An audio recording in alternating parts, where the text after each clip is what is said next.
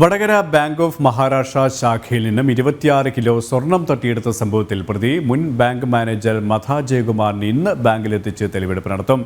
ഉച്ചയ്ക്ക് കൊയിലാണ്ടി കോടതിയിൽ ഹാജരാക്കും. ഇനി 21 കിലോ സ്വർണം കൂടിയാണ് കണ്ടെത്താനുള്ളത്. വിരളുമായി ദിസ്ന ചേരുകയാണ് കോഴിക്കോട് നിന്നും. ദിസ്ന, ഇനി 26 കിലോ സ്വർണമാണ് കണ്ടെത്താനുള്ളത്. ഇതുമായി ബന്ധപ്പെട്ട അന്വേഷണം, നടപടിക്രമങ്ങളുമായി ബന്ധപ്പെട്ട മറ്റു വിശദാംശങ്ങൾ.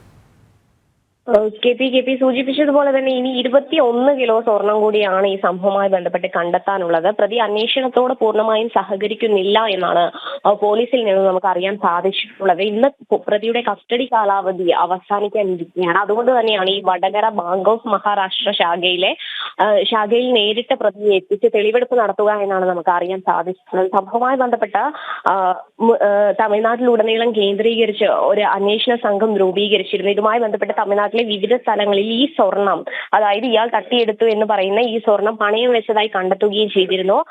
ഏകദേശം കുറച്ച് സ്വർണം മാത്രമേ അവിടെ നിന്ന് കണ്ടെത്താൻ സാധിച്ചിട്ടുള്ളൂ. ഈ ബാങ്കുമായി ബന്ധപ്പെട്ട ഒരാൾക്ക് ഒറ്റയ്ക്ക് ഇത്രയും അധികം രൂപയുടെ തട്ടിപ്പ് നടത്താൻ കഴിയില്ല എന്ന് തന്നെയാണ് അന്വേഷണ സംഘം ആദ്യഘട്ടത്തിൽ സൂചിപ്പിച്ചിട്ടുള്ളത്. തുടർന്നാണ് ഇത്തരത്തിൽ പല സ്ഥലങ്ങളിലേക്ക് ഈ അന്വേഷണം വ്യാപിപ്പിച്ചത്. പ്രധാനമായും തമിഴ്നാട് കേന്ദ്രീകരിച്ച അന്വേഷണം വ്യാപിപ്പിച്ചു. പ്രതിയുടെ ഭാര്യയും ഇതിൽ പങ്കാളിയായിട്ടുണ്ട് എന്ന് തന്നെയാണ് പോലീസിന്റെ വിലയിരുത്തൽ.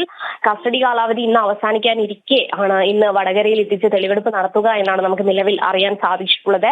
ഏതൊക്കെ സ്ഥലങ്ങളിലാണ് ഈ സ്വർണം പണയം വെച്ചത് എന്നതിന്റെ ആധികാരികത കൂടി ഇനി അറിയേണ്ടതുണ്ട് എന്നാണ് നമുക്ക് അറിയാൻ സാധിച്ചിട്ടുള്ളത്. ഇപ്പോൾ നിലവിലുള്ള മാനേജർ നൽകിയ പരാതിയിന്മേലാണ് ഇത്തരത്തിലുള്ള ഒരു അന്വേഷണം നടക്കുന്നത്. കെ പി ദിസ്നയാണ് വിശദാംശങ്ങൾ നൽകിയത്.